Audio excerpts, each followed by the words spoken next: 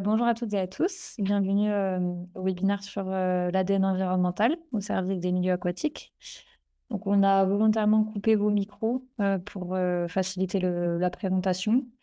Voilà, je vous propose de poser vos questions dans le chat si besoin et on aura des temps d'échange qui sont prévus dans tous les cas à la fin du webinaire.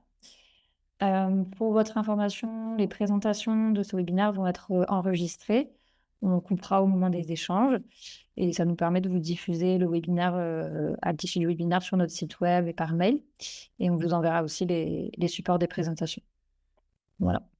Donc, pour me présenter, je suis Maëlys Moreau, je suis coordinatrice eau et biodiversité au sein de France Nature Environnement Occitanie-Pyrénées. Et je coordonne notamment le programme Sentinelle de l'eau qui nous permet de vous proposer ce type de webinaire, mais aussi d'autres formations, des séminaires, d'autres formations en présentiel. C'est un programme qu'on coordonne avec FNE Nouvelle-Aquitaine sur l'ensemble du bassin versant à Garonne et donc avec FNE Limousin aussi qui intervient beaucoup lors des webinaires. C'est un programme qui est soutenu par l'Agence de l'eau à Dour-Garonne. Et cette année, on a voulu apporter une nouvelle dimension à Sentinelle de l'eau en vous proposant des webinaires orientés recherche. Donc, l'idée, c'est vraiment de faire le pont entre science et action environnementale et de montrer aussi les avancées de la recherche sur certains sujets spécifiques et comment elles vont servir l'action environnementale. C'était des demandes aussi de notre réseau d'approfondir des sujets aussi plus spécifiques et de manière plus pointue. Donc aujourd'hui, on va parler ADN environnemental. C'est une technique d'étude de la biodiversité qui n'est pas invasive pour les milieux et les espèces. Et donc, c'est basé sur la récolte en fait, d'échantillons dans le milieu. Et ensuite, d'identification des êtres vivants qui sont dans le milieu ou qui l'ont traversé. Donc, on va voir ça plus en détail. On va explorer tout d'abord la méthode, ses avantages, ses limites, mais aussi ses applications pour la biodiversité aquatique et pour aussi la détection de pathogènes aquatiques. Et ensuite, on verra en pratique concrètement comment ça marche. Donc dans un premier temps, on aura l'intervention de Erwan Kemere, qui est du coup chercheur à l'INRAE et qui nous présentera la méthode, plus spécifiquement ses principes, ses bases scientifiques, ses avantages et ses limites aussi, ses applications sur la biodiversité aquatique et notamment l'étude de poissons migrateurs sur les différents cours d'eau du bassin Dour-Garonne à travers le projet MigraDNE. Et aussi des études des populations après travaux de restauration écologique. Ensuite, on verra un peu plus en détail sur les pathogènes aquatiques, quelles sont les possibilités, un focus aussi sur un pathogène qui touche les truites dans les Pyrénées, avec Simon Blanchet qui est chercheur au CNRS. Et ensuite, David Naudon, qui est naturaliste à FNE Limousin, nous présentera concrètement sur le terrain comment fonctionne la méthode, les prélèvements, mais aussi les limites empiriques de la méthode qui peuvent être repérées sur le terrain et le cas concret de détection des bivalves et notamment des mulettes en Nouvelle-Aquitaine. Voilà, donc tous ces échanges, toutes ces présentations seront suivies d'un temps d'échange. On aura vraiment le temps en fin de webinaire, 20 minutes prévues pour ça. Et je vais laisser la main à Erwan. Bon, je vais commencer par vous parler un petit peu des principes et bases scientifiques des outils ADN environnementaux en insistant un petit peu sur les limites, pour avoir un recul critique un peu sur l'utilisation de ces outils, mais aussi sur les avantages. On donne des éléments de définition et puis rapidement vous parler de grands types d'approches pour que tout le monde puisse comprendre un petit peu qu'est-ce qu'il y a derrière ce type d'outil. D'abord, une définition assez générale. Qu'est-ce que c'est que l'ADN environnemental? C'est tout ADN pouvant être extrait et analysé à partir d'échantillons environnementaux sans avoir besoin d'isoler au préalable des individus cibles. Donc, ça veut dire que lorsque vous avez une matrice environnementale sur laquelle vous ne pouvez pas reconnaître ce qu'il y a à l'intérieur en termes d'organismes, on est en présence d'ADN environnemental. Ça peut être de l'eau, des sédiments, ça peut être des matrices digestives comme des fesses ou des digestifs. Ça peut être aussi des biofilms. Donc, toutes sortes de matrices. Et aussi, cet ADN environnemental, il va être sous différentes formes. Ça peut être des micro-organismes entiers, comme des copépodes, par exemple, des fragments de tissus, des amas cellulaires, des cellules entières, des débris cellulaires, des bouts de chromosomes, mais aussi de l'ADN libre. Et donc là, on a des vraies différences de taille entre des dizaines de micromètres et des choses qui vont être de l'ordre du dixième de micromètre. Donc ça, c'est quelque chose d'important à comprendre. Toute cette diversité de formes dans l'ADN environnemental. On ne peut pas parler d'ADN environnemental sans parler de code barre ADN. Donc ça, on en parle beaucoup, ces histoires de code barre ADN. Ces codes barres ADN ou marqueurs moléculaires, ils vont être présents en fait dans le noyau sous forme d'ADN nucléaire ou d'ADN mitochondrial dans les organismes. Et en fait, ces marqueurs moléculaires, ils vont être présents dans des gènes ou en dehors des gènes. Et ils vont être caractérisés par une certaine vitesse d'évolution et ils vont porter une information génétique intéressante pour étudier les organismes, soit la fonction des organismes, soit la taxonomie des organismes. Et du coup, on va choisir les marqueurs moléculaires en fonction de notre question, en fait, sur quel groupe on veut travailler. Et on va choisir des marqueurs qui vont évoluer plus ou moins rapidement selon si on a une information précise ou pas. Et donc, c'est pour ça que j'aime bien faire l'analogie un petit peu avec alors je vais placer ça, avec un appareil photo numérique, en fait, où le marqueur moléculaire, c'est un peu un objectif. Si on cherche à avoir, en fait, un aperçu assez large de la communauté, on va choisir un marqueur qui va muter très, très lentement, qui va évoluer lentement. Et du coup, on va avoir un grand angle, on va capter toute la biodiversité, mais on va avoir une faible résolution taxonomique. Donc, un large spectre, mais une faible résolution taxonomique. Au contraire, si on veut quelque chose, étudier une espèce en particulier, on va utiliser une sorte de téléobjectif. En fait, on va essayer d'avoir un spectre étroit. Donc, on va avoir un marqueur qui évolue très rapidement, qui va donner une information sur une espèce en particulier, donc qui va être spécifique. Ou même si on a quelque chose, un marqueur qui évolue très, très rapidement, on peut même aller chercher de l'information sur la diversité intraspécifique, génétique intraspécifique. Donc, en fonction du choix de marqueur, pour répondre à tout un panel de questions, dans un grand panel de domaines d'application qui vont de la génétique des populations jusqu'à l'écologie des communautés, en passant par la biologie des innovations, des applications en termes de bioindication. Donc, Simon va vous parler aussi en termes d'écologie parasitaire. Voilà, toute cette diversité d'approches, on peut répondre avec différents marqueurs génétiques. Un truc qui est très important, c'est que l'ADN, c'est pas juste des codes barres, c'est aussi une molécule qui va naître, voyager et se transformer et même disparaître sous l'influence de l'écosystème. Et ça, c'est hyper important de comprendre parce qu'effectivement, il y en a certains qui vont parler d'écologie de l'ADN environnemental. Il faut comprendre tous ces mécanismes d'origine, de transport et de dégradation pour bien comprendre en fait la fenêtre de détection, l'échelle de résolution de notre donnée. L'origine de la sécrétion, c'est tous les mécanismes liés au cycle de vie des espèces, à la phénologie des espèces, à la reproduction. L'ADN, en fait, il est sécrété sous forme par les fesses, l'urine, les gamètes, les mucuses, la salive et la décomposition d'organismes morts. Le métabolisme, il rentre en compte. Alors, on sait que, par exemple, les juvéniles d'individus, par unité de masse, vont sécréter beaucoup plus d'ADN oriental que les adultes. Et ensuite, après, l'ADN, une fois qu'il est libéré, il va se transporter. Il y a des mécanismes de transport, donc voilà, dans les rivières, par le courant, par exemple. Il va diffuser, il va sédimenter aussi parce qu'il va avoir tendance à se complexer sur des particules sédimentaires, donc ça va sédimenter. Et puis aussi, on va avoir la dégradation de l'ADN plus ou moins rapidement avec l'influence de facteurs biotiques et abiotiques, comme la température, le pH de l'eau, l'activité enzymatique. Donc ça, c'est des choses qui sont étudiées depuis des dizaines d'années, alors souvent en conditions contrôlées. Donc on sait à peu près quel type de mécanisme est susceptible de dégrader plus ou moins rapidement l'ADN.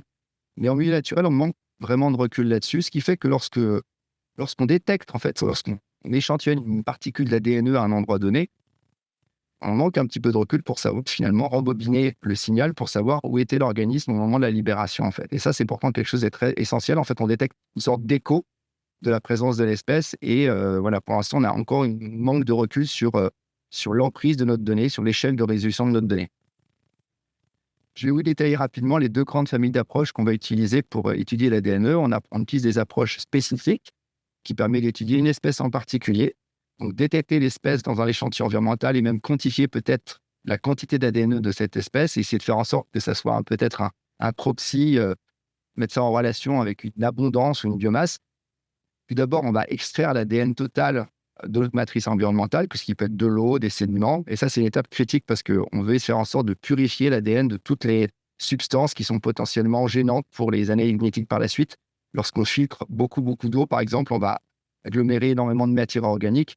Et c'est vraiment pendant cette étape-là qu'on va essayer de purifier l'ADN, retirer tout ce qui n'est pas de l'ADN et retirer les substances pour éviter les non-auditions qu'on peut avoir pendant les PCR derrière. Donc là, je vous ai présenté par exemple des approches une approche qu'on appelle la PCR digitale, où schématiquement, on va partitionner nos petites molécules d'ADN dans une plaque qui contient des dizaines de milliers de micro-partitions. Elle va être répartie dans cette plaque, un bras d'ADN par micro-partition, et ensuite après, il va y avoir une PCR qui va amplifier millions de fois ces petites molécules d'ADN, qui vont être associés à une sonde qui va émettre une fluorescence. Et ensuite, il y a une caméra au-dessus, en fait, et qui va détecter la fluorescence. Et ça va nous permettre de savoir combien il y a de molécules d'ADN dans notre ADN de départ, en fait. Et ensuite, on va pouvoir ramener ça à un nombre de litres d'eau filtrée. Et du coup, là, vous avez une figure là sur la partie droite où vous avez, par exemple, pour le saumon, là, dans cet échantillon-là, tous les petits points qu'on voit en bleu, c'est les partitions positives qui correspondent aux molécules d'ADN. Et en gris, vous avez les partitions négatives. Et du coup, ça permet d'avoir en fait une idée du nombre de copies d'ADN par litre d'eau filtrée qui va être plus ou moins importante selon, voilà, ça restera un proxy. Hein. À un endroit donné, on a beaucoup d'ADN environnemental de saumon et on va faire l'hypothèse que c'est proportionnel à l'abondance de l'espèce ou la biomasse de l'espèce. Ça, c'est pour les approches dites spécifiques. Les approches multispécifiques, c'est classiquement le métabarcoding, mais il y en a d'autres. Ça part là aussi d'une extraction d'ADN. Mais cette fois-ci, on va utiliser ces codes barres ADN qui vont être amplifiés par une réaction PCR. Et ensuite, après, on va séquencer les produits de PCR. On va récupérer en fait des gros fichiers de séquences qu'on va analyser avec des analyses bioinformatiques pour pouvoir les relier à des taxons, en fait. Donc, ce qu'on fait, c'est qu'une fois qu'on a les codes barres ADN, on va faire une analyse bioinformatique, on va nettoyer les données pour faire en sorte de virer tous les artefacts qui sont liés à des erreurs pendant les processus de PCR, de séquençage. Et une fois qu'on a des données à peu près propres, qu'on a viré le bruit dans les données, on va comparer nos molécules d'ADN oriental, de séquences d'ADN oriental à des codes barres ADN, dans des bases de référence codes barres ADN qui sont disponibles, certaines en ligne, voilà, donc des bases locales de référence ou des bases présentes en ligne. Et à la fin, on va avoir, en fait, pour notre échantillon, des patrons de composition en espèces, des patrons de diversité, ça pour chaque site. Et du coup, on peut faire des analyses statistiques à partir de ces données-là, du coup, avec une résolution plus ou moins importante selon le marqueur qu'on a choisi au départ. Voilà, donc je vais finir ces 10 minutes par vous donner quelques informations sur les avantages et limites des méthodes d'ADN oriental.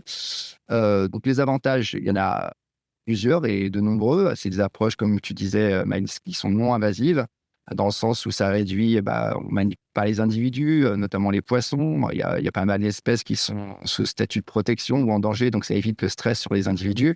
Moins d'impact sur les écosystèmes. On n'a pas à faire une pêche électrique, on est dans une rivière où on va piétiner un peu tout. Là, on a juste à filtrer l'eau, par exemple. Ça permet un gain de temps sur le papier, un gain de budget aussi, et d'être plus efficace, de potentiellement faire des études à grande échelle, de travailler dans des espaces ou sur des espèces qui sont peu étudiées.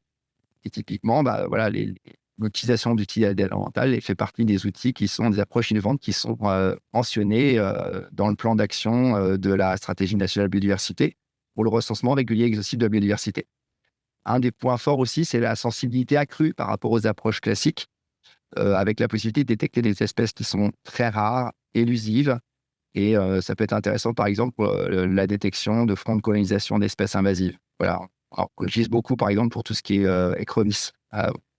Moins de dépendance à l'expertise taxonomique, ça c'est un point très important parce qu'on est dans un contexte de raréfication des expertises taxonomiques, notamment pour des groupes d'invertébrés sur lesquels il y a de moins en moins d'experts. Et du coup, là, ça permet à chacun, à condition d'avoir la bonne base de référence, de pouvoir identifier ce qu'il y a dans son milieu.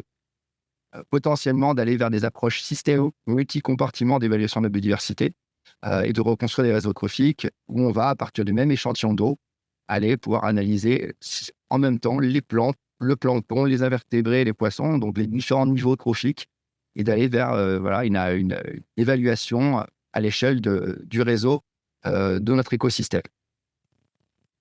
Les limites maintenant, alors j'en ai parlé un petit peu, on manque de recul sur l'échelle spatiale et temporelle de la donnée. Donc, conférer cette notion d'écologie de l'ADN oriental, ça c'est quelque chose qui est pourtant essentiel. Voilà, parce que sinon on peut dire tout et n'importe quoi. On filtre un litre d'eau et on peut dire on a détecté plein d'espèces, mais finalement on ne sait pas d'où vient l'ADN. Et dans certains milieux, notamment en milieu marin, ça pose un vrai problème. On n'a pas de données sur le nombre, la taille, le stade de vie et la santé des organismes. Hein. Et ça, c'est des paramètres qui sont essentiels pour la gestion, pour évaluer la dynamique des populations. Donc, en ça, l'ADN oriental ne peut pas totalement se substituer aux approches classiques. On peut voir ça comme un complément. Il y a encore de nombreux biais méthodologiques qui sont souvent mal évalués, un peu négligés, un peu mis sous le tapis dans beaucoup d'études sur les sources de faux positifs et faux négatifs. pas vraiment de recul sur quel type de stratégie de filtration utiliser, des petits filtres, des gros filtres, telle porosité. Il y a des biais liés aux méthodes aussi, PCR. Il y a des amorces qui fonctionnent pour certains groupes d'organismes et qui ne sont pas bons pour d'autres groupes d'organismes. Donc, il y a des espèces qui ne sont pas détectées. Mon ambition, j'en ai parlé. La résolution des marqueurs quelquefois qui ne sont pas capables de distinguer deux espèces différentes parce qu'elles ont divergé trop récemment. Des problèmes de contamination et puis aussi un paramètre essentiel, même si ça s'améliore progressivement, les problèmes de complétude, de précision et de partage des bases de données de référence de code barre qui sont un peu, pour les approches métavers coding, c'est la chose la plus importante parce que finalement, vous pouvez avoir des super données ADNE, si vous n'avez pas de base de données à côté, vous ne serez pas capable d'identifier ce qu'il y a. Et ça, c'est un problème dont je parlerai tout à l'heure. Voilà, on a ça s'améliore progressivement, mais il y a beaucoup de données qui ne sont pas partagées, qui ne sont pas mises en ligne. Et du coup, chacun a sa base de données un peu privée. Et ça, c'est un vrai frein au développement de ces approches. Une autre limite importante, c'est le manque de standardisation. Dans la mesure où on pourrait faire de la standardisation, pour des questions de recherche, j'ai tendance à penser qu'il faut adapter les stratégies ADNE, les protocoles aux questions de recherche. Mais pour des questions, par exemple, de bioindication, on va chercher à standardiser. Et clairement, pour l'instant, à part pour certains groupes taxonomiques comme les diatomées, par exemple, pour les poissons, les invertébrés, on est très, très loin d'être à des niveaux suffisants de recul pour avoir des standards méthodologiques. On manque aussi d'évaluation de la robustesse des protocoles dans différents contextes hydrologiques. Ça, j'en parlais tout à l'heure. Clairement, certaines approches vont marcher très bien sur des eaux pyrénéennes, vert clair, comme ceux qu'on a dans le bassin de la Dour, mais en Bretagne, ça ne va pas être du tout les mêmes outils. Ça ne va pas marcher du tout de la même façon. Et puis aussi, souvent, on néglige des stratégies de réplication biologique et technique. Du coup, on n'a pas suffisamment d'informations pour évaluer vraiment la détectabilité et avoir des mesures d'incertitude sur nos données. Ça, c'est des choses essentielles. Je vais finir sur quelques limitations. Pas assez de validation croisée avec des inventaires exhaustifs des communautés existantes pour évaluer la limite des méthodes ADNE. La plupart des études, souvent, se contentent de dire, voilà, avec l'ADNE, j'ai tant d'espèces. Avec ma méthode, avec mes filets, mes chaluts et autres, j'ai tant d'espèces. Du coup, l'ADNE, c'est mieux, je détecte plus d'espèces. Mais au final, on ne compare jamais réellement avec ce qu'il y a réellement dans notre milieu. Je sais que ce n'est pas facile. Mais en tout cas, voilà, c'est la seule façon de savoir quels sont les faux positifs et faux négatifs de notre approche. Alors, certaines personnes m'ont dit, oui, mais toute approche, elle a des trous dans la raquette. Moi, je suis assez d'accord, mais c'est important quand même de savoir quels sont les trous dans la raquette. Opacité des protocoles d'analyse des prestataires privés, ça, c'est quelque chose qui est un vrai problème, dans le sens où voilà, ils ne sont pas toujours à même de partager leurs protocoles. Il n'y a pas de normes qualité aussi. On n'a pas d'informations sur les protocoles, donc c'est difficile de comparer les prestataires entre eux. Ils ne partagent pas forcément leur base de données, leur stratégie de réplication. Ils ne partagent pas forcément leurs données brutes. On ne peut pas réanalyser les données lorsque les bases de données sont meilleures. Donc, ça amène une certaine opacité, une certaine méfiance aussi des gestionnaires, des gens qui utilisent ces données-là, sur le fait qu'on n'ait pas vraiment de transparence par rapport au protocole.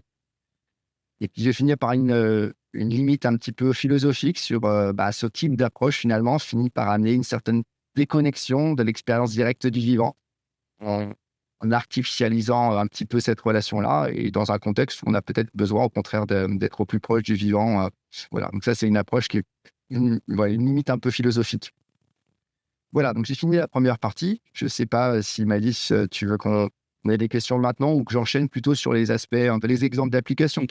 Ouais, peut-être qu'on les prendra à la fin parce que ça peut être redondant aussi avec ce que tu vas dire après et ce qui va être dit par Simon. Donc là, je vais vous donner un exemple justement d'approche spécifique et un exemple d'approche multispécifique. Donc, j'ai repris mon appareil photo. Je vais commencer par parler justement d'un cas d'étude sur le développement d'indicateurs ADN oriental d'abondance pour le suivi des poissons migrateurs. Donc là, on cherche à développer des marqueurs permettant de détecter, quantifier l'ADN d'espèces en particulier, donc d'espèces de poissons migrateurs, dans un contexte de biologie de la conservation, de bioindication. Et ensuite, après, je vais vous parler de deux cas d'études. Alors, un cas d'étude dont vous a parlé Maëlys sur un suivi des communautés piscicoles de la Sélune, qui est un fleuve de la baie du Mont-Saint-Michel sur lequel il y a eu un arasement de barrage. Du coup, on utilise les outils ADNE pour faire un suivi de l'évolution des communautés de poissons suite à la restauration de la continuité écologique. Et je ferai aussi quelques petites diapos qui, je pense, sont très intéressantes pour parler de la comparabilité, la fiabilité des inventaires d'ADNE proposés par les prestataires et qui est un truc assez critique en fait pour justement en quelle mesure ils sont performants pour le suivi des communautés et dans quelle mesure ils sont comparables. Voilà. Quelques diapos donc sur ce premier projet Migra DNE qui a commencé en 2022 et qui se termine en 2024, sur lequel il y a on continue à travailler sur ces aspects-là. Donc c'est un projet qu'on a fait en collaboration avec l'OFB dans le cadre du pôle MIAM, INRAE OFB sur les poissons migrateurs, avec des collaborations avec des partenaires, l'UMR Cartel, Atonon, l'UMR Ecobioc à Saint-Pé-sur-Nivelle et l'U3E. L'enjeu, c'était de mettre au point des outils d'ADNE de surveillance pour détecter et quantifier l'abondance biomasse des espèces amphibines à différents stades de vie, mais principalement au moment de la montaison et des valaisons des poissons sur les fleuves. On a travaillé sur un certain nombre de fleuves côtiers. Là, je vais vous parler plus spécifiquement de ce qui s'est passé sur les 3 bassins versants qui avaient des conditions hydromorphologiques assez contrastées. La Brenne, en Normandie, une eau très calcaire, pas turbide, mais très calcaire. Loire, une eau un peu assez turbide, avec beaucoup de matière organique en suspension. Et puis l'Adour, où on est sur des eaux beaucoup plus claires la plupart de l'année, sur lesquelles il n'y a pas vraiment de problème de turbidité. Et du coup, on va filtrer beaucoup d'eau assez facilement. Et donc, on a fait des suivis à différentes périodes de l'année, en hiver, au printemps et en été. Alors, on a fait des prélèvements en amont de la station de comptage. Alors, j'ai oublié de dire qu'on a fait ces tests au niveau de fleuve sur lequel il y avait des stations de comptage de poissons migrateurs, de façon à essayer de calibrer nos outils ADNE sur des données de comptage ou de vidéocomptage. Donc, on a fait des prélèvements au niveau de la station de comptage et puis sur plusieurs points en amont de la station de comptage, de façon à avoir des réplicas spatiaux, plusieurs, 3 ou 4 par bassin versant. Et puis, on a fait des mesures en parallèle des conditions hydromorphologiques, des mesures avec des sondes. Bon, je vais passer très rapidement là-dessus. Il y a une étape de développement des marqueurs qui a été faite par quelqu'un au niveau de Cartel, des marqueurs spécifiques des espèces, truites, saumon, alose, lamproie et anguille. On a fait des validations en laboratoire sur des tissus, des ADN de tissus, pour voir un petit peu la sensibilité du marqueur, avec différents niveaux de dilution. Ce n'est pas l'ADN mental, mais ça permet d'avoir une bonne idée un petit peu de la sensibilité des marqueurs. On a fait aussi des tests dans les mesocos sur lesquels on a mis des juvéniles de saumon, de truites, des anguilles pour voir un petit peu justement en conditions plus semi-contrôlées avec de l'eau de rivière, voilà, quelles étaient les capacités à détecter ces espèces-là. Et puis après, effectivement, on est passé en milieu naturel, donc on a fait des prélèvements entre mars et août sur 3 stations sur le Gap de Lorette, sur 7 sessions mensuelles. Et on a filtré en moyenne 25 litres d'eau donc sur ces stations-là, donc 18 et 36 litres d'eau. Et en parallèle, on a récupéré les données de stations de vidéocomptage de la station de Massey qui sont gérées par l'association Migrado. En termes de détectabilité, les résultats sont assez hétérogènes. Pour l'alose, c'est plutôt pas mal. On est autour de 80%, même si on a quand même des faux. Alors là, j'ai représenté finalement l'ADN environnemental versus la présence-absence à la station de comptage les 7 derniers jours. J'ai pris une fenêtre assez restreinte. Pour l'alose, c'est plutôt pas mal. Pour la truite, on a pas mal de faux positifs, dans la mesure où la difficulté, c'est qu'on a des truites sédentaires qui sont là présents tout au long de l'année. Et du coup, forcément, même à un moment où on ne détecte pas de poissons migrateurs, on a quand même un signal truite, sachant que les truites fario et les truites de mer, c'est la même espèce. Donc, difficile de les différencier. Le saumon, c'est un autre problème. Le saumon, on s'est aperçu tardivement dans le projet que notre marqueur saumon n'était pas du tout sensible. Très, très mal designé finalement, et qu'on avait besoin d'avoir un marqueur beaucoup plus sensible, ce qui fait que même quand on avait des dizaines d'individus qui remontaient, on n'était pas capable de les détecter. Donc clairement, on n'est pas bon sur le saumon. Donc là, il y a un travail qui est fait pour améliorer le marqueur saumon et sa sensibilité.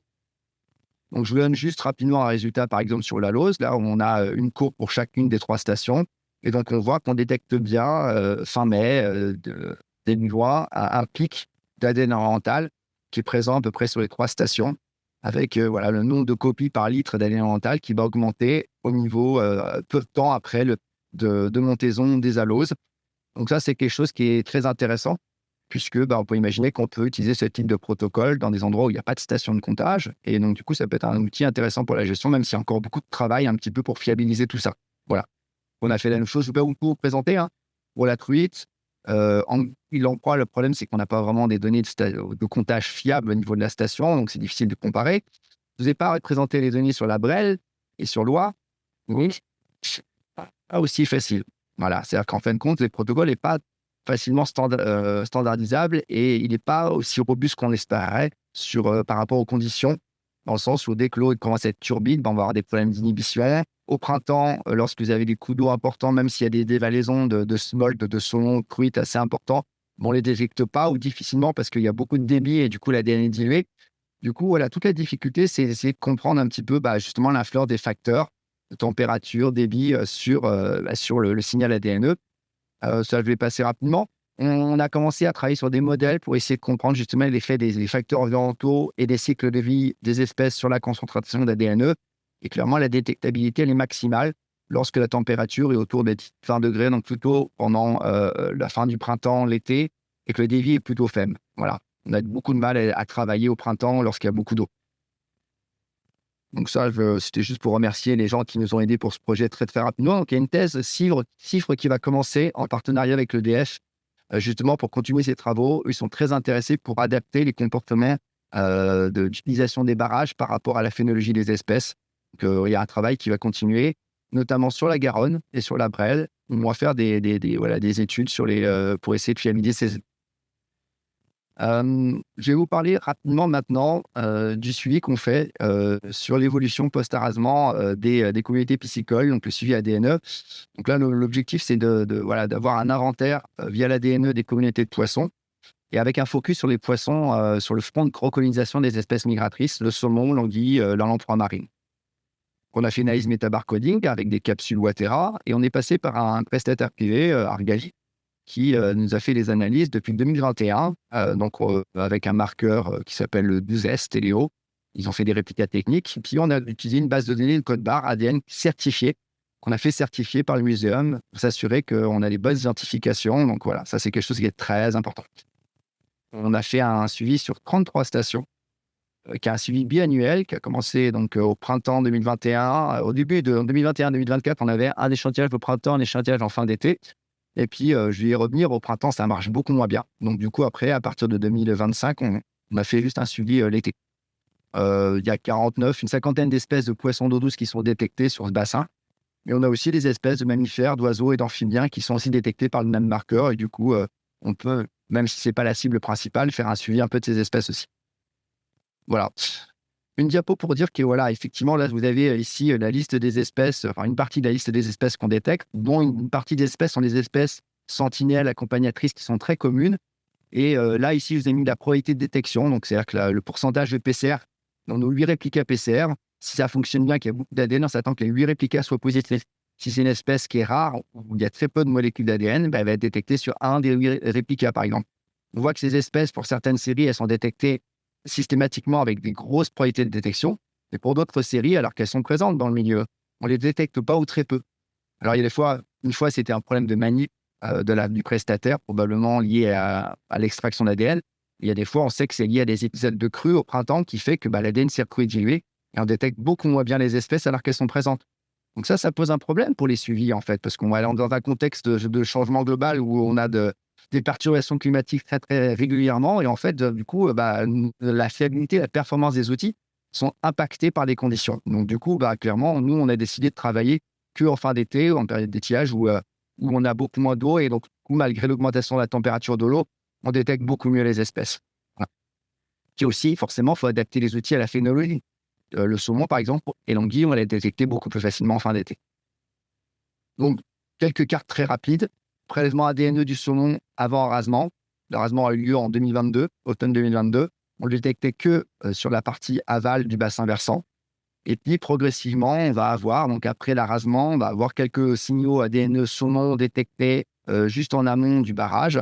Et puis, progressivement, quelques signaux. Alors, bon, ça reste le saumon dans un contexte où les populations de saumon à l'échelle nationale sont très, très fragiles. Hein. On ne fait pas des centaines d'individus qui remontent, c'est quelques individus isolés. Mais on détecte des signaux ADNE. Donc, dans premier signal ADNE 2024, en parallèle, en pêche électrique, ils ont commencé à avoir des juvéniles de saumon au niveau de ces zones-là. Donc, c'était très cohérent. Et puis, en 2025, là, on a davantage de signaux, notamment sur la Canche, qui est un affluent sur lequel il y a eu beaucoup de pêche de juvéniles cette année. Donc, voilà. Donc, les choses sont très cohérentes. C'est pour montrer que ça peut être un outil intéressant aussi pour monitorer des processus de restauration écologique. Je vais passer rapidement pour l'anguille. Là, la recolonisation s'est faite beaucoup plus rapidement parce qu'il y a beaucoup plus d'individus. Donc, en 2021, elles étaient bloquées en aval des barrages. Et puis, très rapidement, dès l'été 2022, ça a commencé à envahir le haut du bassin. Et puis, alors là, ce qui est intéressant, c'est que 2023, 2024, 2025, on a des signaux qui sont restés assez similaires. Et 2025, on a là d'autres affluents qui ont été envahis par les anguilles. Voilà, donc on va continuer ce travail. Ces données qui n'ont pas été encore vraiment analysées, là, je vous ai juste mis des plots sur les cartes. L'idée, c'est ensuite de faire des modèles de niche écologique des espèces, pas que des migrateurs, mais de toutes les espèces. Il y a eu des changements dans les conditions. Il y a suite à l'arasement, il y a des zones qui se sont retrouvées dans des conditions hydromorphos complètement différentes, et donc ça va changer les communautés. L'apparition de certaines espèces, comme les poissons migrateurs en amont, ça va faire disparaître d'autres espèces par effet mécanique. Du coup, il y a les approches statistiques qui permettent de modéliser la distribution des espèces, à prendre en compte les caractéristiques de l'ADNE, le fait que ça circule d'amont en aval, que ça se dégrade. Donc, il y a des modèles de dégradation. Donc, on a des modèles qui existent qui permettent d'un peu mieux comprendre l'emprise de notre donnée. Je vais finir, je crois qu'il me reste quelques minutes pour parler un peu de fiabilité, de comparabilité des inventaires ADNE commerciaux, les inventaires clés en main proposés par les prestataires privés pour le suivi des communautés. Donc ça, c'est une étude qu'on a fait assez récemment et en cours de valorisation en Guyane, donc dans un cas extrême. Donc là, on est sur un affluent du Maroni sur lequel donc on a une grosse communauté ultra diversifiée. Il y a près de 50 espèces qui ont été inventoriées sur une section de 100 mètres.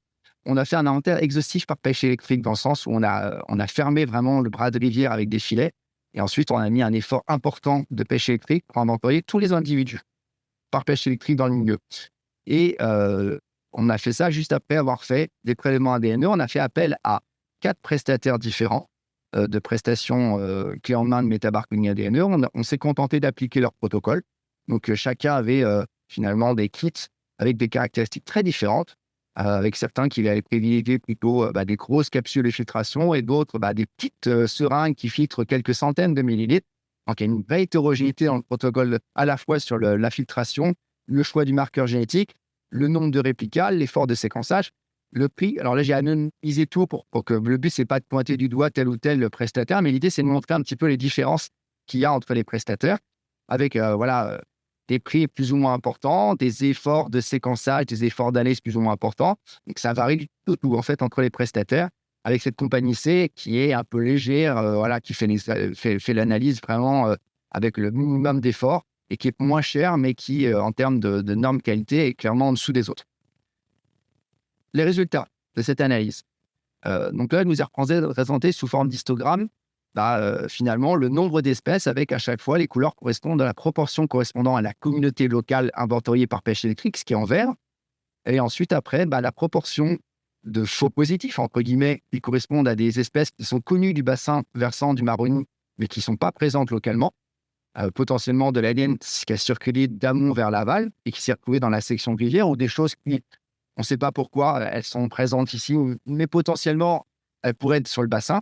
Des choses qui sont connues de Guyane française, mais qui ne sont pas du tout connues du bassin, et pourtant on connaît très très bien la faune piscicole de ces bassins, et des trucs qui n'ont rien à voir et qui sont présents dans d'autres pays. On voit que là, en termes de nombre d'espèces, il y a une vraie différence entre les prestataires, notamment entre le A et le D. Et puis, avec à chaque fois donc des différences importantes en termes de détection, de composition détectée par l'ADN orantal. Donc, c'est illustré par ces espèces de diagrammes de veines qu'on va avoir sur la partie droite, où on voit qu'il y a une vraie différence dans la communauté détectée entre les prestataires. En termes de résolution taxonomique aussi, puisqu'on s'aperçoit dans le petit tableau qui va être à gauche ici, que certains prestataires vont fournir des détections à l'espèce, mais que d'autres vont être beaucoup moins performants. Ils vont être capables de l'identifier au genre ou à la famille. Et ça, c'est lié en premier lieu à la base de données de référence. Donc, en fait, un des prestataires avait accès, par le biais d'une collaboration avec un laboratoire de recherche, à une base de données quasi exhaustive des espèces de Guyane. Et du coup, ils avaient la possibilité d'identifier précisément les espèces, alors que les autres, ils avaient juste ce qui était sur Internet. Quand vous ne faites pas attention, le problème du métabarcoding, c'est que il vous dit que ce qu'il a dans sa base de données. Si jamais il y a une espèce proche, et avec une similarité de 97% avec votre code barre ADN, mais que cette espèce-là, elle est pas présente sur place, il va vous dire quand même que c'est cette espèce-là, et quelquefois c'est une espèce brésilienne, et si vous n'avez pas le recul pour dire non, c'est pas ça, va vous retrouver à avoir un faux positif. Et ça, c'est un vrai problème. C'est que clairement, on voit qu'il y a une vraie hétérogénéité qui est liée à la base de données. On a réanalysé les données avec une base de données de référence commune parce que 3 des 4 prestataires nous ont mis à disposition les données brutes. Et du coup, en fait, on s'est aperçu que, et ça c'est intéressant, c'est que finalement, après réanalyse avec la même base de données quasi exhaustive des codes barres, eh ben, ça vient lisser les différences entre les prestataires, qui fait que finalement, la méthode de prélèvement, on filtre quelques centaines de millilitres avec une seringue ou des dizaines de litres avec des grosses capsules, finalement, ça n'a pas autant d'importance que ça. Mais bon, voilà, on a des différences qui sont lissées entre les 3 prestataires, mais il n'empêche que même après réanalyse avec la même base de référence qui est quasi exhaustive, on a une belle base de référence pour la Guyane, on conserve de nombreux faux positifs et faux négatifs, avec près de 30-40% de faux positifs et faux négatifs. Alors, on est dans un cas extrême, encore une fois, où il faut imaginer que c'est une communauté piscicole avec 50 espèces, dont de nombreuses espèces rares. On va avoir quelques individus seulement. Et du coup, les faux négatifs, même après analyse, ils restent importants. Et du coup, là, c'est un problème, en tout cas. C'est un problème si on s'intéresse à ces espèces rares. Et ça peut être lié à quoi? Ça peut être à certaines espèces qui ne vont pas sécréter suffisamment d'ADN, ou le métabolisme, ou le marqueur génétique, il ne détecte pas ces espèces-là parce qu'il y a des biais d'amplification. Et donc ça, c'est une certaine réalité. C'est-à-dire que ces marqueurs-là, il y a des trous dans la raquette. Et c'est important de comprendre effectivement les espèces qui sont amplifiées ou pas. Et donc les faux positifs, c'est pareil. Donc c'est des espèces qui sont pas détectées localement, mais qui sont retrouvées dans les analyses parce que la base de données n'est pas bonne ou parce que l'ADN il a transité de l'amont vers l'aval, par exemple. Voilà.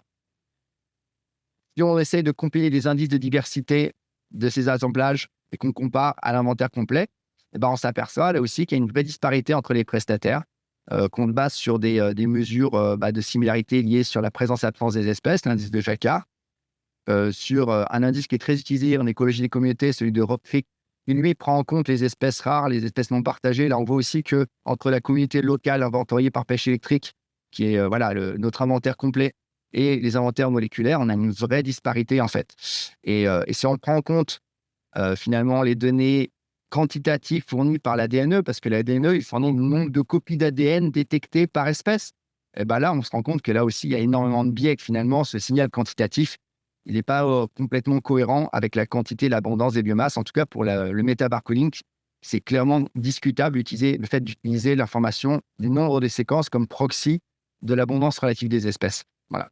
Donc, on peut se poser la question du potentiel de bioindication pour la DCE dans un contexte, par exemple, où la Guyane est un territoire pilote pour utiliser les méthodes ADNE pour la DCE et que les choses sont en place et que les collègues d'Hydreco avec qui on a fait cette étude, on leur demande déjà de faire des inventaires ADNE pour la DCE et ils reçoivent des données et ils sont obligés de réanalyser, de changer, de réexpertiser les données au regard de leur expertise taxonomique pour les corriger. Donc, on marche un petit peu sur la tête. Je vais passer rapidement là-dessus. Voilà, c'était juste pour indiquer effectivement qu'on avait des relations quand même entre la biomasse des poissons et le nombre de lectures des séquençages et que du coup, mais que c'est finalement, lorsqu'on prend, il n'y a pas vraiment de relation avec l'abondance, ça clairement. L'abondance des poissons n'est pas du tout proportionnelle à la quantité d'ADNE qu'on détecte des poissons, de chacune des espèces. Mais par contre, on a une relation qui se dessine, plus ou moins bien pour les prestataires, entre la biomasse totale et le nombre de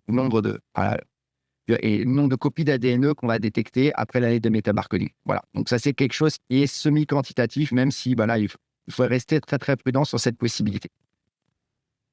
Donc je vais prendre la suite, d'Erwan pour vous présenter un projet, effectivement sur les pathogènes. En fait, je vais vous présenter un projet sur, un pathogène de truite qui est finalisé, qui est un petit peu encore en cours, mais qui est, pour ainsi dire, finalisé. Et puis j'ai mis, 3 petits points et d'autres pathogènes aquatiques pour vous présenter un projet qui débute et qui a pour but de caractériser la présence-absence, voire l'abondance de plusieurs pathogènes en milieu aquatique et peut-être que vous serez des heureux contributeurs. Donc c'est un projet, alors le premier projet, alors je co-présente ce projet avec Géraldine qui est à mes côtés et puis vous verrez, notamment pour ce qui concerne la PKD, donc le pathogène de truite dans les Pyrénées, ça a été mené par une étudiante, Héloïse Duval, qu'on a co-encadré, justement Erwan et moi, également avec l'aide, de Lisa Jacquin. Voilà. Alors pardon, j'ai un petit souci. Voilà. Donc, je vais commencer avec ce fameux pathogène. Donc, son petit nom latin, c'est Tetracapsuloides briosalmonae. C'est un pathogène qu'on dit émergent, notamment chez les populations de truites. On le connaît en France depuis quelques décennies, à vrai dire, mais il a été détecté pour la première fois dans les Pyrénées en 2016. Et ici, je vous ai mis un petit article qui est paru à ce moment-là dans la Dépêche, la truite fario frappée par un mystérieux virus. Ce n'est pas du tout un virus. Donc c'est assez rigolo comme les médias s'emparent des pathogènes comme à chaque fois des virus, quoi. On savait déjà à l'époque que c'était pas un virus, hein. Donc ça fait pas mal de bruit en Ariège puisque c'est un pathogène en fait qui n'est pas directement mortel, mais qui peut conduire à la mortalité des jeunes stades de vie de truite. Donc là, ici, on a une photo d'un alevin qui a été trouvé, donc de l'année, hein, qui a été trouvé dans l'eau. On voit que la bouche est grande ouverte, que les ouïes sont grandes ouvertes aussi. Ça, c'est un signe d'asphyxie. Et c'est assez typique, en fait, les poissons parasités par Tetracapsuloides ne meurent pas du parasite, mais meurent d'asphyxie puisque en fait, le parasite, le pathogène se place principalement dans le rein et on voit ici sur la diapositive que ça conduit à une hypertrophie du rein et en fait, c'est là où se passent les échanges gazeux avec l'oxygène, hein, après avoir été, après être passé par les branchies. Donc en fait, on a, petit à petit une asphyxie qui est particulièrement importante en fin d'été ou quand les eaux sont très chaudes et que la quantité d'oxygène dans l'eau est moins importante. Donc ils peuvent ne pas mourir de ce pathogène même s'ils sont très, très infectés, mais dès que les conditions deviennent défavorables en termes d'oxygénation, bah, ils n'arrivent plus à supporter le manque d'oxygène et ils en meurent. Voilà, donc ça, je l'ai dit, donc détecté depuis 2016 dans les Pyrénées et suite à la première détection dans les Pyrénées, il y avait, vraiment une volonté de comprendre, en fait, finalement, parce qu'il a été détecté sur, l'Ariège, hein, la rivière Ariège. Il y avait une volonté de comprendre sa répartition spatiale et la façon dont il pouvait émerger dans les milieux aquatiques. Donc, je vais vous présenter ici son cycle vital, puisque c'est important, vous le verrez par la suite.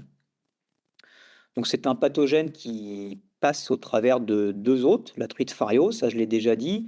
Cette truite infectée excrète des spores qui vont ensuite infecter un bryozoaire, qu'on peut voir sur la photo ici. Et ce bryozoaire lui-même va excréter pardon, des spores qui vont être ingérés par la truite et le cycle se perpétue. Il faut savoir que la truite n'est pas un hôte obligatoire et en fait, il peut y avoir une reproduction clonale au sein du bryozoaire et donc le pathogène peut être présent dans l'eau à condition que des bryozoaires soient présents, même si la truite, elle, n'est pas présente. Et vous verrez que ça a son importance. Donc, pour ce qui est dans le cadre de cette étude, puisque ce pathogène, bah, comme tous les pathogènes, là, on l'a vu sur la diapositive, en fait, ce qu'on peut détecter dans l'eau, c'est des spores. Donc, c'est à peu près entre 30 et 50 micromètres. Donc, c'est relativement difficile à observer visuellement. On se doute bien que les quantités dans l'eau sont relativement faibles. Et on est passé, du coup, dans cette étude par des approches de l'ADN environnemental qui sont particulièrement pertinentes dans le cas de pathogènes, d'organismes comme ça qui sont difficilement détectables. Alors ici, je ne voulais pas trop rentrer dans le détail technique de la filtration, mais je vais rebondir un petit peu sur ce qu'a dit Erwan. Et ici, on a utilisé des méthodes en fait extrêmement simples. C'est des filtres ronds de type Wattman. Et là, on voit la pompe qu'on a utilisée et on voit qu'il y a un porte-filtre en fait qui sont réutilisables dans lequel on place un filtre rond de 50 mm et de 1,2 micron. Et en fait, on fait des filtrations sur ces filtres, on récupère les filtres et on les place dans des Eppendorf. Et là, ça nous permettait de filtrer environ 12 litres, entre 9 et 12 litres par site, ce qui est pas énorme, ce qui est correct, mais pas énorme. Mais surtout, ça nous a permis de faire des réplicas. Alors, on avait 4 réplicas biologiques pour chaque site, donc 4 fois 3 litres. Et ça, c'était, comme l'a dit Erwan, vraiment très important de bénéficier de ces réplicas biologiques. Donc, je réinsiste sur ce qu'a dit Erwan.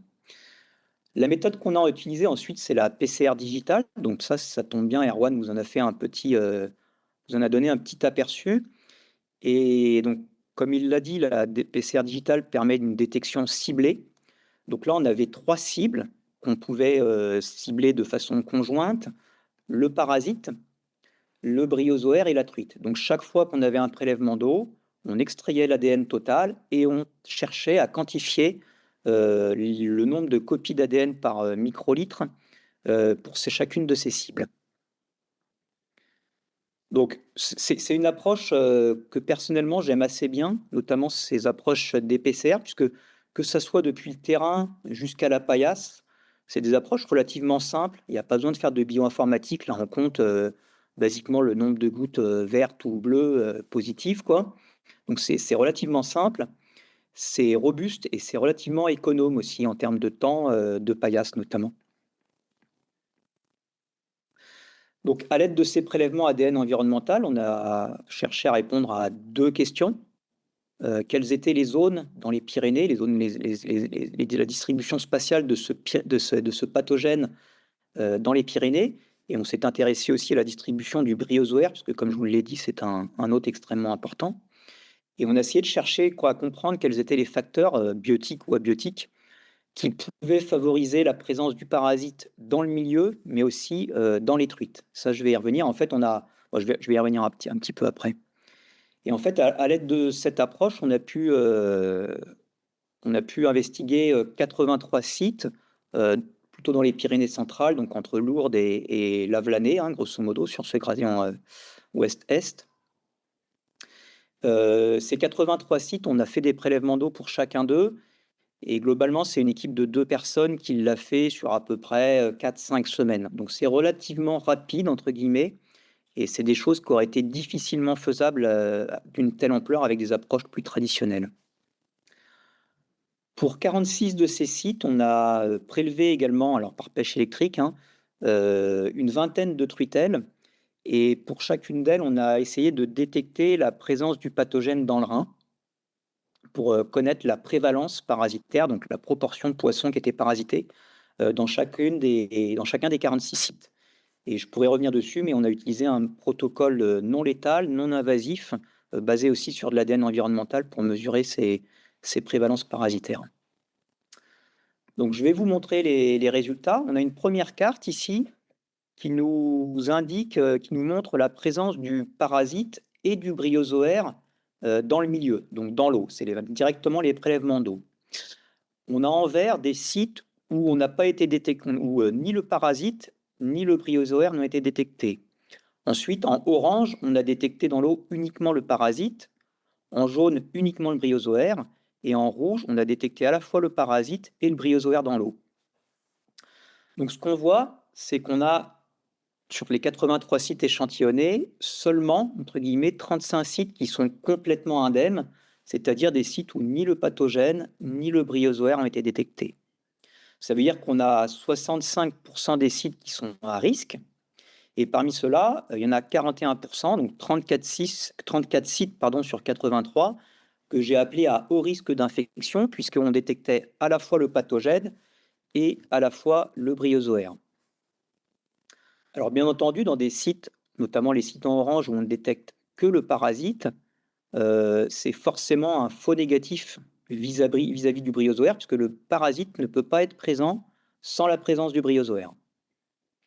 Mais on pourra en discuter ceci étant. Voilà.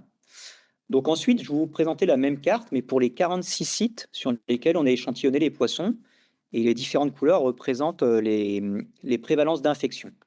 Donc le vert, très foncé, c'est des sites où il y avait une très, très faible proportion de poissons infectés. En général, enfin inférieure à 20 il y avait moins de 20 des poissons qui étaient parasités et en général, on était plutôt proche des 0 à 5.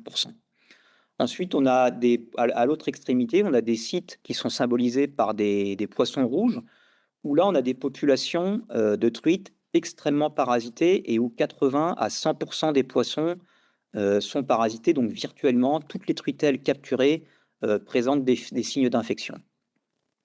Entre les deux, on a des sites orange et jaunes avec des poissons, avec des prévalences intermédiaires. Cette carte est intéressante, je trouve, parce que déjà, elle montre, une dichotomie assez forte. En fait, on a soit des populations où il y a quasiment pas de parasites dans les truites, ou des populations où quasiment toutes les truites sont infectées. Il n'y a pas vraiment, d'entre-deux et ce qu'on voit très clairement, c'est que les sites où, il y a une très, très forte prévalence, ce sont principalement les sites, les plus en aval et notamment autour de la région de Tarbes, là. Donc là, ici, j'ai superposé sur cette carte, les 2 informations Et je l'ai fait puisque ça commence à nous donner des indications sur les facteurs, en fait, qui pourraient expliquer pourquoi, certaines populations de truites, présentent des très fortes prévalences et d'autres, beaucoup moins. Alors, on voit des cas, tout à fait, normaux, c'est-à-dire qu'on a un poisson rouge, donc des populations, où la prévalence est extrêmement élevée et un point rouge, c'est-à-dire qu'on a détecté le pathogène et le bryozoaire dans l'eau. Jusque-là, tout va bien. Mais on voit aussi des sites, par exemple celui-là, on n'en voit pas qu'un, il y en a plusieurs, hein, sur la carte, où on observe une très, très forte prévalence chez les poissons, mais on est incapable de détecter ni le bryozoaire, ni la PKD dans l'eau. Là aussi, c'est forcément un faux négatif. C'est obligatoire qu'il y ait le parasite dans l'eau si on veut que les truites soient infectées. Mais on voit que ce patron se répète sur plusieurs sites, hein, donc c'est pas forcément anodin. Et en fait, ça suggère que même si le pathogène est présent en très très faible quantité dans l'eau, les truites peuvent présenter des niveaux de prévalence très élevés. A contrario, on a des sites comme celui-là où on a un poisson vert, donc il n'y a pas de poissons qui sont parasités, mais on trouve le parasite dans l'eau. Alors dans ces cas-là, ça suggère que, au contraire, le parasite est bien présent dans le milieu, les truites ne sont pas parasitées, ce qui pourrait suggérer qu'il y a une très forte résistance des truites vis-à-vis de ce parasite dans ces milieux. Donc l'étape suivante a été d'essayer de comprendre pourquoi on observait ces patrons de prévalence et pourquoi, dans certains cas, les populations ne présentaient pas de pathogène alors que le pathogène était présent dans l'eau. Donc on a plusieurs, hypothèses qu'on a formulées. La première est relative à une hypothèse qu'on va appeler, biotique et en fait, cette hypothèse, elle est relativement simple. Elle suggère que plus il y a de propagules de parasites dans l'eau, donc plus on est capable de détecter l'ADN du parasite dans l'eau, plus il y aura une forte probabilité que les poissons soient parasités. Plus il y a de parasites, plus il y a de poissons parasités. Cette pression de propagule, la quantité de parasites dans l'eau, elle peut être déterminée par elle-même deux facteurs. D'une part, des facteurs abiotiques, la température de l'eau, la taille du sédiment, la présence de nutriments dans l'eau peut affecter la croissance des bryozoaires ou la survie du parasite et donc affecter la quantité de propagules qu'on va trouver dans l'eau. La deuxième hypothèse pourrait expliquer la quantité de parasites trouvés dans l'eau, eh c'est l'abondance des hôtes. Et là, en fait, c'est assez classique dans les cycles parasitaires que le parasite va être d'autant plus abondant dans le milieu que ses hôtes eux-mêmes seront abondants dans le milieu. Donc ça, c'est une hypothèse qu'on a testée on avait co-détecté l'abondance en termes de quantité d'ADN dans l'eau des bryozoaires et des truites. Ensuite, il y a une deuxième hypothèse un peu plus indirecte, enfin plus directe des facteurs biotiques, où là, en fait, l'hypothèse est que certains facteurs biotiques, notamment des facteurs de stress, vont affecter les capacités du poisson à résister et à lutter contre des charges parasitaires présentes dans l'eau. Ce qui pourrait expliquer pourquoi, même quand il y a très très peu de parasites dans l'eau, on peut avoir des populations des populations de truites, qui présentent des prévalences très importantes. Donc, à l'aide de nos données et de données environnementales qu'on a récoltées par ailleurs, on a testé un peu ces différentes flèches, ces différentes possibilités. Et je ne vais pas rentrer dans les modèles statistiques, mais ce qu'on a montré, en fait, c'est que la quantité d'ADN dans l'eau du parasite était extrêmement liée à l'abondance des hôtes qu'on trouvait dans le milieu. Donc, plus la quantité d'ADN de truites et de bryozoaires détectés dans l'eau était importante, plus la charge parasitaire, la quantité d'ADN du parasite trouvé dans l'eau était importante et les relations étaient extrêmement fortes. Donc là, on s'inscrit dans un cycle parasitaire relativement classique où les parasites, l'abondance des hôtes explique l'abondance parasitaire. On a trouvé relativement peu d'impact des facteurs abiotiques sur la présence de parasites dans l'eau. Par contre, ce qu'on a pu détecter, c'est que certains facteurs abiotiques, notamment la température de l'eau et la pression agricole autour des sites, expliquaient la prévalence parasitaire chez les poissons. Ce qui explique vraiment bien, en fait, et ça valide l'hypothèse que en fait, ces facteurs de stress finalement, altère la condition, physiologique et immunitaire des truites, ce qui est assez logique, si bien que même quand les eaux, quand le site n'est pas tellement favorable au cycle parasitaire finalement, c'est-à-dire qu'il y a assez peu de parasites dans l'eau, eh bien ça va aboutir à une énorme prévalence, chez les poissons, car en fait, ils ne sont plus capables de lutter, contre ce parasite. Alors, ça, c'est donné que ces études que je vous ai présentées se sont intéressées à une échelle relativement large, donc à l'échelle, du département, et après on s'est intéressé à quelque chose à une échelle, beaucoup plus fine.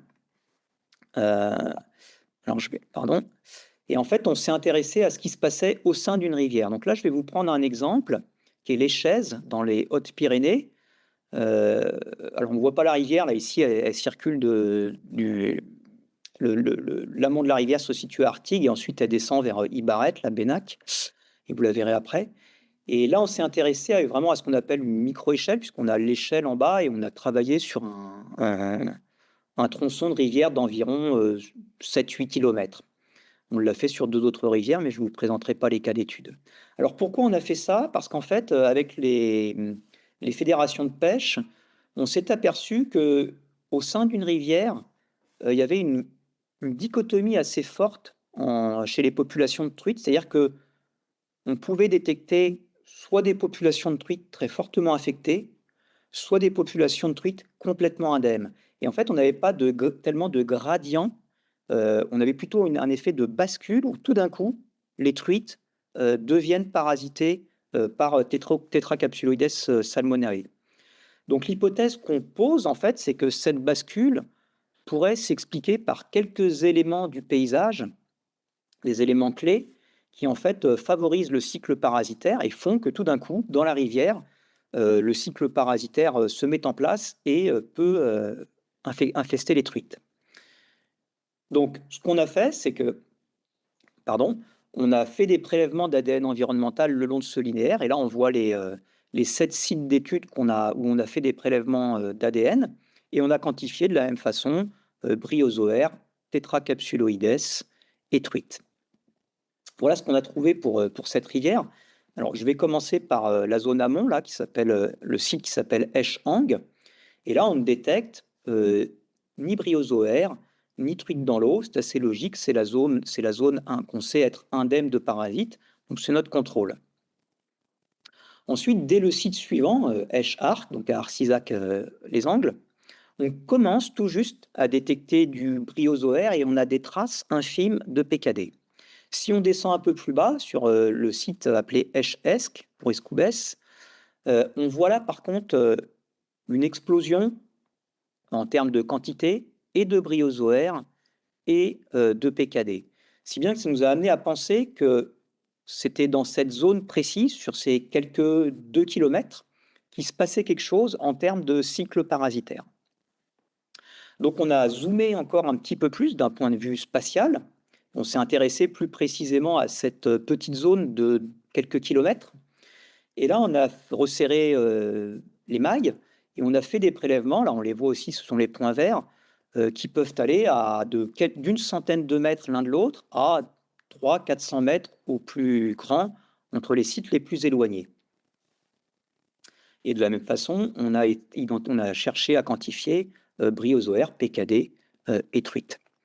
Alors ici, je vais vous présenter que les données de bryozoaires puisque c'est des prélèvements qu'on a fait, en juillet et à cette époque-là, le cycle parasitaire n'est pas encore en place et on n'a pas été capable d'en détecter.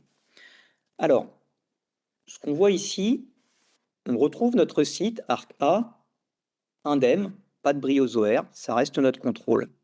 Ensuite, plus en aval, on constate une très forte augmentation de la quantité de bryozoaires dans l'eau sur le site appelé S4B et on voit que c'est soudain, hein, puisque 200 mètres plus haut, on détecte des traces de bryozoaires et immédiatement après, on détecte des quantités, assez importantes, qui se maintiennent plus ou moins jusqu'au site S3, S2 et S1.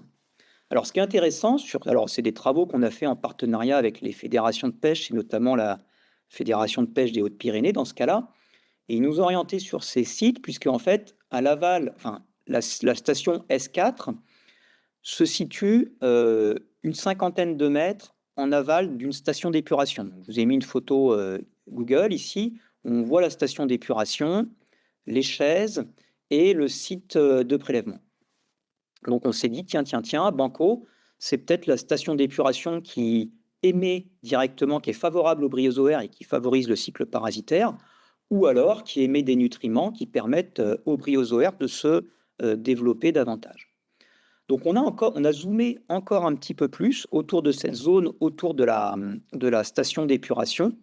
Là, vous voyez l'échelle de 100 mètres. Là, on a des prélèvements tous les 50-100 mètres et on a fait 5 prélèvements au mois de septembre. Donc cette fois-ci, on a été capable d'avoir du bryozoaire et de la PKD. Alors, on retrouve notre site S4 en aval de la steppe.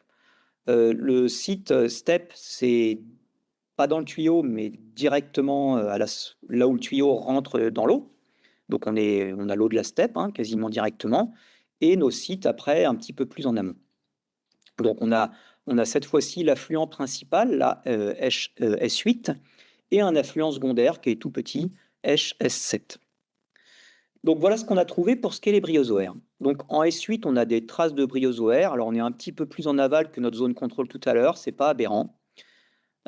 Et très surprenamment, le petit affluent en rive gauche, S7, on retrouve à nouveau une explosion de bryozoaires qui était assez inattendue. Et ensuite, en S5, on en trouve un petit peu. Au rejet de la steppe, on en trouve un petit peu. Et à nouveau, des abondances beaucoup plus importantes, 50 à 100 mètres en aval de la steppe. Si on regarde maintenant la PKD, alors ce petit, oui, je voulais juste ici des petites photos. Je n'ai pas de photos à proprement parler de cet affluent, mais on parle d'un fossé. Même si c'est un ruisseau au sens propre, ça fait à peu près 30 cm de large, il y a quelques centimètres d'eau, hein. C'est de l'ordre du fossé, quoi. Donc on ne suspectait pas du tout qu'on puisse trouver des bryozoaires dans ce type d'habitat. Si on regarde la PKD, on retrouve un peu de PKD en S8, en amont de la steppe et en amont de ce ruisseau, et on trouve des concentrations de PKD extrêmement fortes dans ce ruisseau, à proprement parler, et après des concentrations relativement constantes sur les sites les plus en aval. Ce qui est intéressant, c'est que si on regarde la truite, on retrouve des abondances de truites d'un point de vue moléculaire, hein, bien sûr, dans les chaises, de façon relativement abondante et cohérente. Par contre, dans ce petit ruisseau, et c'est attendu puisque c'est un fossé, on trouve quelques traces de truites, mais en fait pratiquement pas de truites. Donc ce qu'on s'est aperçu dans cette approche à micro-échelle, c'est déjà que malgré ce qu'a dit tout à l'heure Erwan sur le transport, hein, de l'ADN, on peut voir quand même avec ces approches de DPCR qu'on est capable de détecter des choses à très très fine échelle spatiale et qu'en fait les changements d'abondance sont assez brutaux. Alors bien sûr, ils se répercutent vers l'aval, mais en fait, si on design suffisamment bien les choses, on peut détecter des processus à très très fine échelle, ce qui n'était pas gagné d'avance. Et ce qu'on voit dans ce cas précis, en fait, c'est que probablement le réservoir de bryozoaires et de PKD ne se situe pas sur des éléments du paysage de type station d'épuration, comme on aurait pu s'y attendre, ou à l'aval d'un seuil ou d'un barrage, mais plutôt sur des petits affluents où il y a très peu d'eau, où la température chauffe beaucoup et qui pourraient être finalement assez propices au développement et du bryozoaire et du pathogène. Donc ça, c'est des études qui sont encore en cours. On a retrouvé le même patron sur une autre rivière qui est le Job dans le 31 et on va travailler un petit peu plus dessus à partir de cet été. Donc voilà pour ce qui est de ces approches PKD, enfin de ces approches ADNE appliquées à un cas spécifique de pathogène. Et je vais finir dans quelques minutes là, pour vous présenter un petit peu la suite à venir pour nos travaux. Alors, bon, j'ai quelques petites conclusions. Donc voilà, l'ADN, hein, mais qui sont assez banales, que l'ADN environnemental permet en fait un suivi relativement puissant, je trouve, par rapport aux autres outils disponibles pour ces pathogènes entre guillemets invisibles, que ça soit à large échelle ou à fine échelle spatiale. Donc potentiellement, ça pourrait peut-être, dans ces cas précis, dans le cas des pathogènes, devenir un outil de surveillance qui pourrait être facilement mis en place et qui permettrait de comprendre notamment les facteurs qui régissent l'émergence des pathogènes. Donc suite à cette réussite, on a voulu travailler sur un projet, et c'est le projet qui est porté par Géraldine Lotte, vers une approche multipathogène via un projet qui s'appelle Aquapat, qui a commencé l'an dernier et qui est financé par l'Agence de l'eau. Alors, il y a les collègues ici qui sont nommés et qui sont partenaires de ce projet. Et là, l'idée est vraiment. Alors, ce que je dois dire quand même, c'est que c'est un projet qui a commencé principalement avec l'Agence de l'eau, qui était intéressée par des outils du futur pour la surveillance des milieux aquatiques et les fédérations de pêche. Et très rapidement, en fait, il y a beaucoup de partenaires, d'autres partenaires publics ou de type associatif qui se sont greffés au projet et qu'on a invité dans le projet. Le parc naturel des Pyrénées, le réseau Sagir de l'OFB, la SHF. Je pense que vous connaissez tous ces partenaires, je ne vais pas tous les citer, mais il y a vraiment un réel engouement autour de j'allais dire de ce parasite, non, de ce projet. Et c'est vraiment intéressant de travailler avec l'ensemble de ces partenaires. Alors, l'idée de ce projet, il est relativement simple. Relativement simple, pardon. C'est que les milieux aquatiques abritent de nombreux pathogènes. Et ça peut aller du virus jusqu'aux macroparasites. Et du coup, étant donné qu'ils ont un rôle de réceptacle et de concentrateur, en fait, l'idée serait de les utiliser pour révéler la présence et l'abondance de ces pathogènes.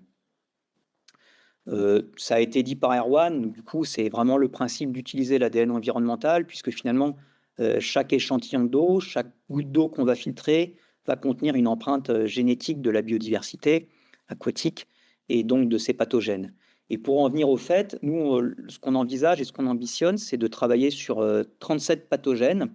Alors, je ne vais pas vous les citer un par un, mais on peut voir qu'on va du virus jusqu'aux macroparasites de type platelminthe à cycle complexe, et que ces pathogènes infestent un grand nombre de types d'hôtes. Ça va du poisson aux mammifères, en passant par les oiseaux et même les plantes. Et cette liste de pathogènes a été mise en place avec les partenaires du projet. Au début, on voulait cibler 10 pathogènes et finalement, devant l'engouement des partenaires, on va aller jusqu'à 37. On ne réussira sûrement pas à tout faire, mais pour l'ensemble de ces pathogènes, on dispose d'amorces spécifiques et d'outils moléculaires en fait qui vont nous permettre de les cibler. Donc ça, c'est déjà quelque chose de très important. Et finalement, au travers de ce projet, les objectifs, ça va être de développer et de valider un outil ADNE avec des approches de PCR digital, donc quantitatives et spécifiques, sur ces pathogènes, et peut-être commencer à rendre compte d'un état sanitaire des cours d'eau et des lacs du bassin Adour-Garonne, et bien sûr de tâcher d'identifier les facteurs environnementaux qui favorisent la présence des pathogènes dans les milieux. Et juste pour finir, là, on est en train de mettre en place l'échantillonnage. L'idée est de cibler, alors là, pour l'instant, on a 300 sites de prévus. On n'en fera pas autant, on en fera sûrement la moitié, mais de cibler l'ensemble du bassin versant Adour-Garonne, que ce soit lac et rivière, et avec des sites où la présence des pathogènes est avérée et d'autres où elle est suspectée. Voilà, je remercie mes collègues, que là aussi je vais pas citer, ainsi que les financeurs, et puis je vous remercie pour votre attention. Je vais vous exposer, oui, je ne me suis pas présenté, David Nodon, je travaille à FNE Limousin, au pôle biodiversité, où on a une petite expertise sur les bivalves. Donc nous, on est des purs utilisateurs des produits commerciaux d'ADN environnemental. On n'est pas du tout des chercheurs. Nous, ce qu'on cherche à mettre en évidence, c'est comprendre un petit peu la répartition du peuplement de bivalves à l'échelle de la Nouvelle-Aquitaine avec des partenaires, mais plus spécifiquement sur le Limousin. On a quelques bivalves d'intérêt patrimonial que je vais vous présenter. Donc, on est vraiment des utilisateurs. On utilise les produits commerciaux. Donc, quelques généralités vite fait sur les bivalves. Je ne vais pas revenir, mais peut-être tout le monde ne cerne pas forcément ce que c'est. Les mollusques continentaux, en fait, on trouve des gastéropodes, les limaces et les escargots, vous avez tous dans vos jardins. Et puis les bivalves. En gros, il y a 270 espèces de mollusques continentaux en Nouvelle-Aquitaine. Si vous êtes intéressé par ces bestioles, d'ailleurs, je ne peux que vous inviter à aller voir le site internet d'une petite association qui a mis un atlas en ligne qui s'appelle la SLEM, la Société Limousine d'études des mollusques. Voilà, où vous trouverez plein de renseignements sur ces espèces-là. Donc, les bivalves, il y en a 43 espèces en France, en eau douce évidemment.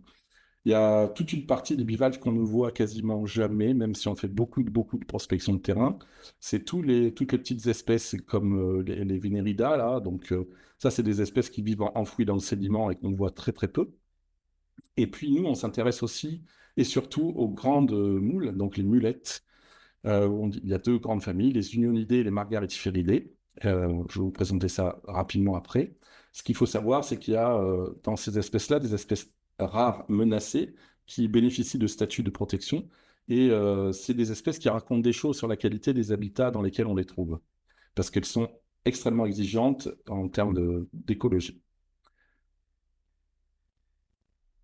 La plupart de ces grands bivalves, enfin tous même chez nous, ont des cycles parasitaires sur les branchies ou sur le corps de certains poissons.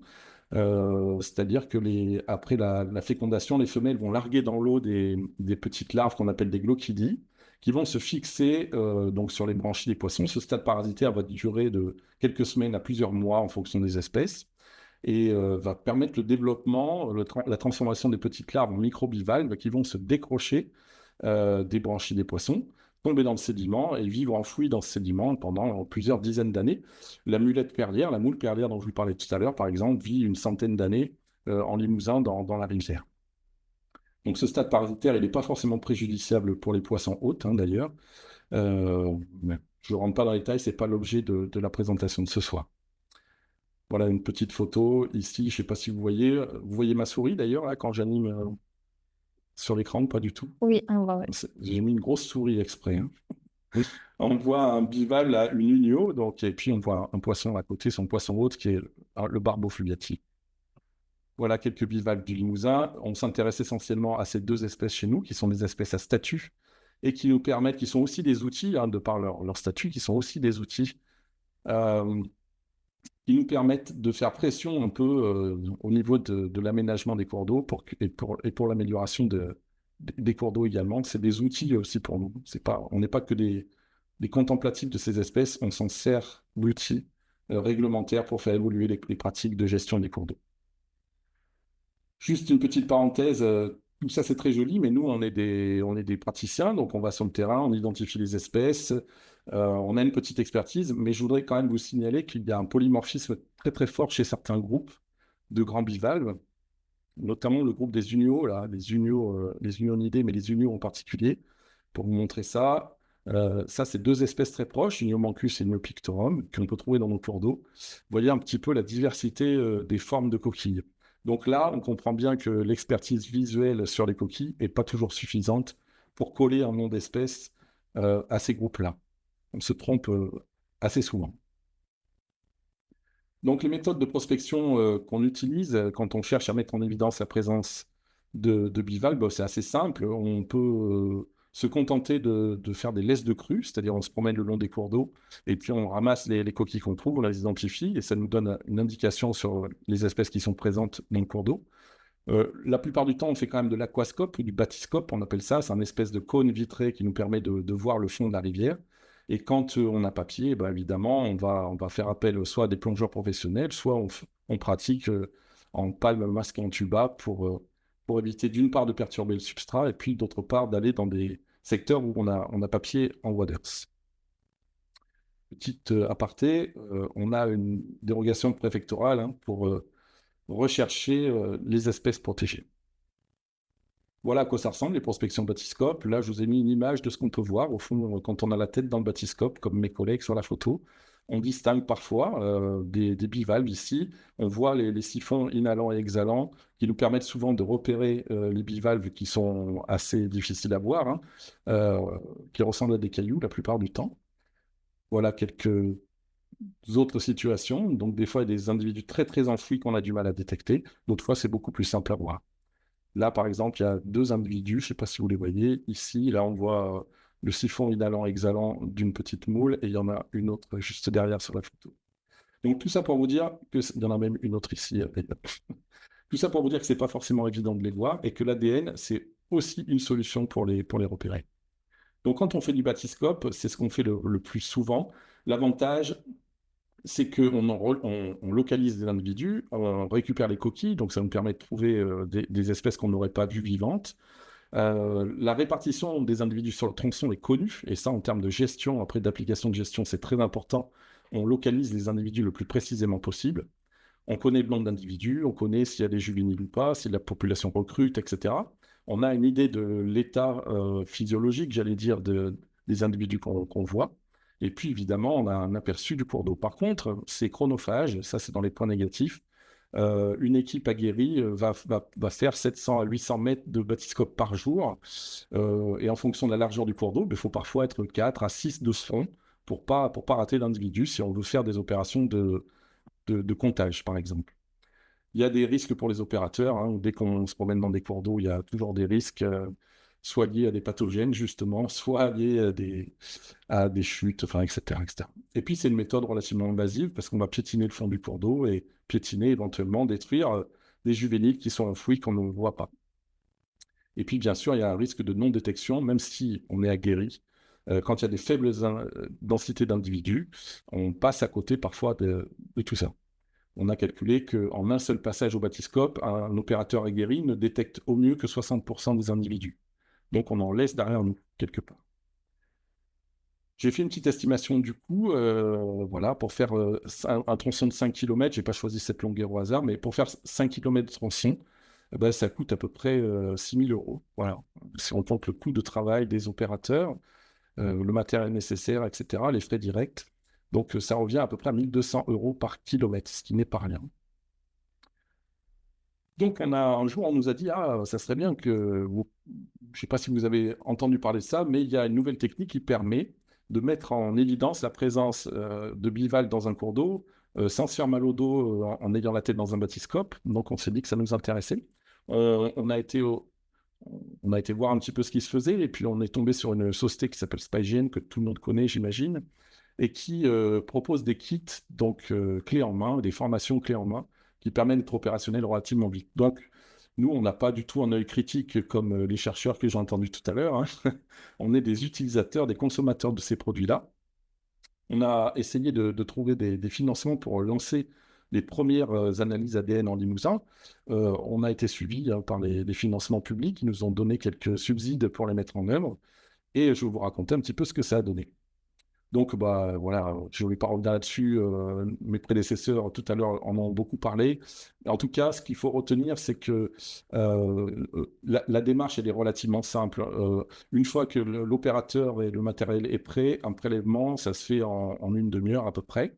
Et puis, il n'y a pas de technicité particulière. Il faut juste faire attention de ne pas polluer l'échantillon, évidemment, parce que, bah, vous l'avez compris, parfois, il suffit de très peu d'ADN présent pour faire un faux positif dans un lot, par exemple. Donc, il faut être extrêmement vigilant là-dessus. Mais franchement, en tenant compte du protocole qui nous est proposé, on n'a pas de difficulté particulière. Donc, je vais passer assez vite sur ça. Il faut aussi réfléchir au plan d'échantillonnage parce que vous le verrez tout à l'heure, ça coûte un petit peu cher de faire de l'ADN environnemental quand on fait appel à des sociétés comme SpyGen, par exemple. Donc, on peut essayer de mettre plusieurs choses en évidence. Sur l'exemple de gauche, on a fait 2 points côte à côte sur deux rivières qui confluent parce qu'on voulait avoir une idée du peuplement sur l'une et sur l'autre. Et dans le cas de droite, on avait ici un ADN qui nous avait donné la présence de mulettes perlières positifs. Le tronçon là, qui nous est tracé en rouge, c'est à peu près les 5 km de détection théorique d'un prélèvement d'ADN selon le protocole qu'on suit chez SpyGen. Et donc, on voulait savoir si l'écho qu'on avait d'ADN positif à la moule perlière était bien sur l'axe principal ou venait de ce tributaire. Et il s'est avéré que c'était sur l'axe principal. En tout cas, tout ça pour dire qu'il faut réfléchir le plan d'échantillonnage avant de se lancer à corps perdu dans ce genre de pratique. Donc l'idée, c'est quand même d'harmoniser aussi avec les partenaires. Tout à l'heure, j'entendais parler de centralisation des données. Nous, il y a plein d'opérateurs maintenant. Il y a les Feds des pêches, il y a des associations naturalistes, il y a des bureaux d'études qui font de l'ADN environnemental. Et il n'y a pas de cohésion dans le rendu des données. Ça me fait penser aux pêches électriques, hein, où il y en a plein qui sont faites partout. Et malheureusement, on n'a pas toujours accès aux données centralisées. Donc là, on a fait, nous, 125 stations d'ADN à peu près. On a fait un peu plus, la carte n'est pas à jour, mais ça vous donne un ordre d'idée. Les inconvénients, c'est qu'on ne localise pas les individus. On sait qu'ils sont présents, a priori, sur les 5 km en amont du point du prélèvement. On détecte que les individus vivants. Hein. Et quand c'est des populations anciennes où il n'y a que des coquilles, on n'a pas d'informations, contrairement au bathyscope. La répartition, évidemment, n'est pas connue sur le tronçon. On ne sait pas où sont les individus, on ne sait pas combien il y en a, on ne sait pas dans quel état ils sont, etc., etc. Le protocole est un peu délicat dans la mesure où il faut être extrêmement vigilant pour ne pas le polluer.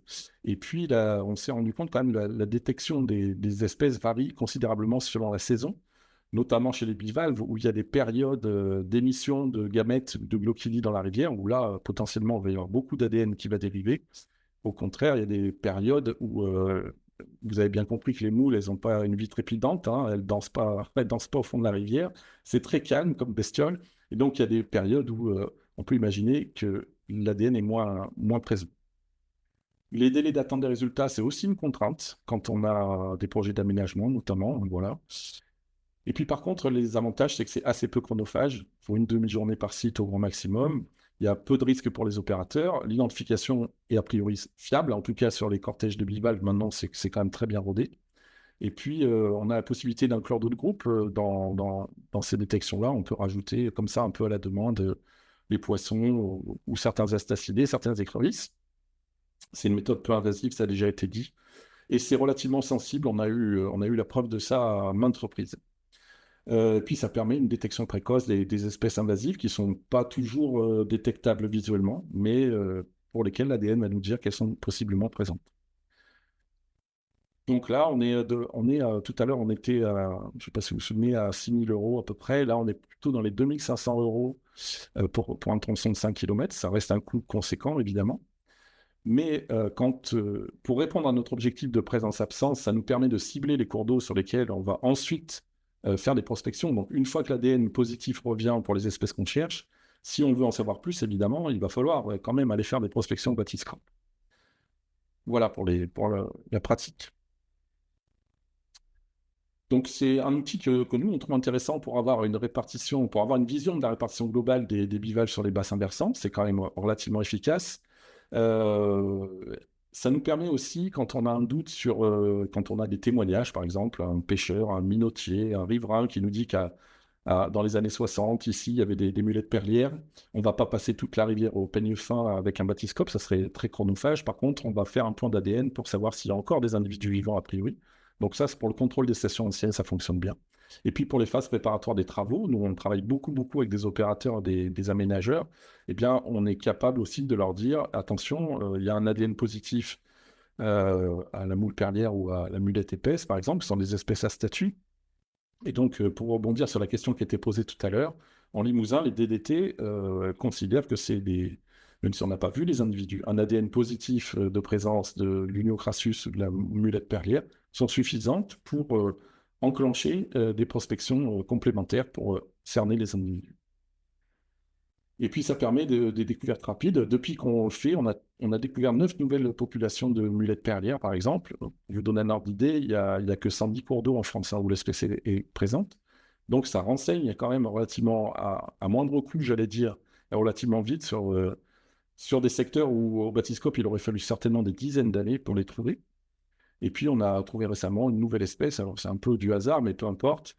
Uniocarnius, qui est originaire des Balkans et qui a été trouvé dans le quart sud-ouest de la France grâce à cette technique-là. Donc, je fais relativement vite. Hein, on verra s'il y a des questions à la fin.